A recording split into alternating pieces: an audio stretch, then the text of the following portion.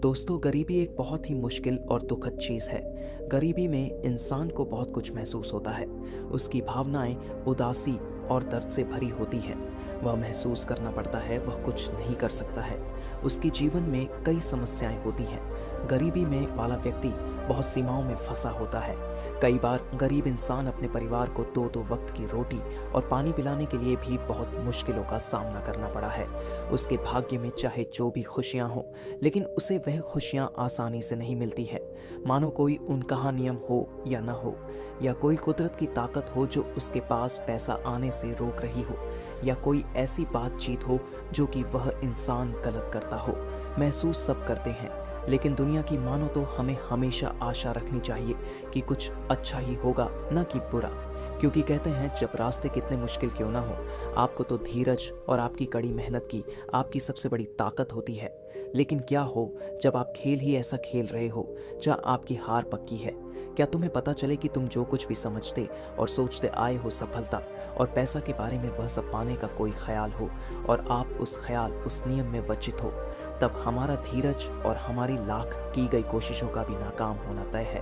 प्रिय मित्रों, अगर किसी खेल में जीतना है तो हमें खेल के सारे नियम मालूम होना भी बहुत ज़रूर होता है। नियमों को समझने के बाद हम ये जान सकते हैं कि हमें कैसे इन नियमों को अपने हित से इस्तेमाल कर सकते हैं। आज हम ऐसे ही कुछ नियमों को एक भगवान गौतम बुद्ध की कहानी के द्वारा जानते हो। लेकिन इससे पहले कि आप कहानी सुन के आ गए यहाँ तक, तो बुद्धा फैक्ट्स की वीडियो को लाइक जरूर कर दो, हो सके तो सब्सक्राइब भी कर दो। तो चलिए बिना किसी देरी के शुरू करते हैं। आज की ये कहानी आपको पैसा या ज़्यादा धनवान बना देगी। बहुत समय पहले की बात है, एक छोटे नगर में रमेश, वह अपनी गरीबी से बहुत ज़्यादा परेशान था। लेकिन रमेश की ज़िंदगी बहुत ही कठिनाइयों से भरी थी। वह एक गरीब परिवार से ताल्लुक़ रखता था और उसके पास आर्थिक समस्याएं थी जिन्होंने उसे बहुत परेशान कर दिया था। वह एक छोटे से किराया की होटल में काम करता था, लेकिन उसकी कमाई इतनी थी कि घर के आर्थिक को सहना मुश्किल हो रहा था। एक दिन रमेश परेशान होकर वह छोटा मन करके एक वृक्ष के नीचे बैठा और रो रहा था। रास्ते में उसे उनका बहुत पुराना मित्र मिला। इस मित्र से मिलने पर उसका चेहरा खुशियां से भर गया, क्योंकि वह अपने मित्र से बहुत समय तक मिले नहीं थे। बचपन को वो मित्र रमेश अपने इस प्रिय मित्र से करीब था। वह दोनों बहुत खुश हो गए थे। रमेश का मित्र रमेश से पूछता है कि रमेश, तुम आज कल कहाँ रहते हो और अभी इसी वक्त अभी कहाँ जा रहे हो, और आज कल क्या हो रहा है जीवन में? तब रमेश ने उदास मन से अपनी सारी की सारी परेशानी अपने प्रिय मित्र को बताई कि कैसे वह गरीबी से परेशान है और अपने घर वालों की ज़रूरतें भी नहीं पूरी कर पा रहा। 2 वक्त की रोटी कमाना भी उसे बहुत मुश्किल हो गया है। तब उसके मित्र ने उसे रमेश से कहा कि मित्र, घबराओ मत, वही पास में एक बुद्ध भिक्षु है, वह तुम्हारी मदद जरूर कर सकते हैं। तुम्हें एक बार उनके पास जाना चाहिए। अपने मित्र की बात सुनकर रमेश उस बौद्ध भिक्षु के पास जाता है और उनसे कहता है, हे गुरुवर, इस दुनिया में कुछ लोग इतने सफल हैं कि लाखों करोड़ों रुपए कमा रहे हैं, जबकि कुछ लोग ऐसे भी हैं जिन्हें गरीबी की बजाय से एक वक्त की रोटी भी नसीब नहीं होती है। आखिर ऐसा क्यों होता है? भगवान तो सबका एक ही है, चाहे अमीर हो या गरीब, सहित तटस्थ हो या बीमार, और फिर चाहे वह किसी भी जाति हो। आखिर वह तो सबका भगवान होते हैं। ताकि वह ऐसा क्यों करता है? किसी को ढेरों सारे पैसा दे देता है तो वही किसी को भूखा रहता है।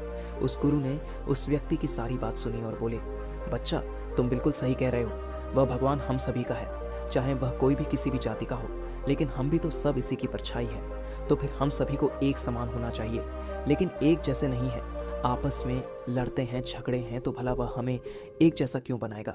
ये तो सोचने की बात होती है।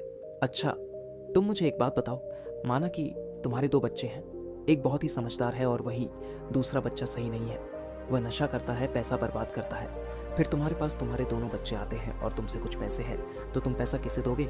जाहिर सी बात है, तुम पैसा उसे ही दोगे।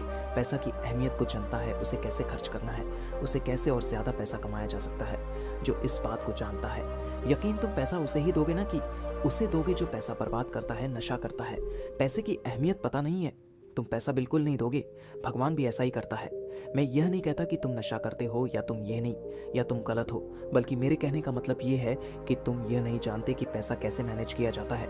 और जो अमीर लोग होते हैं वह पैसे को मैनेज करना जानते हैं, और अमीर लोग पैसे के पीछे ज़्यादा नहीं भागते हैं, बल्कि अमीर लोग अपने काम को ज़्यादा महत्वपूर्ण देते हैं।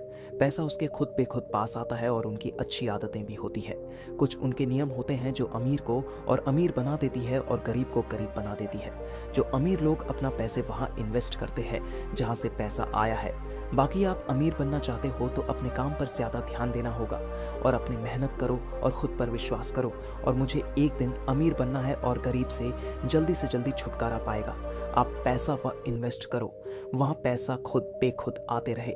जैसे आप एक घर खरीदा और उसे किराया पर दिया, और महीना का किराया अपने आप खुद आता रहेगा। और रमेश ने गुरु का धन्यवाद किया और वहाँ से चला गया। दोस्तों, आपने आज के इस वीडियो से क्या सीखा वह मुझे आप कमेंट में बता सकते हैं। इसी के साथ उम्मीद है कि आपकी वीडियो पसंद आई होगी, तो इस वीडियो को उस इंसान को शेयर करो जो ज़िंदगी में अमीर बनना चाहता है। उसी के ठीक बाद मेरे चैनल को सब्सक्राइब कर दो। चलिए फिर मिलते हैं एक ऐसी और वीडियो में एक नई मैसेज के साथ। तब तक ले लिए अपना ख्याल रखिए। धन्यवाद और नमो बुद्धाय।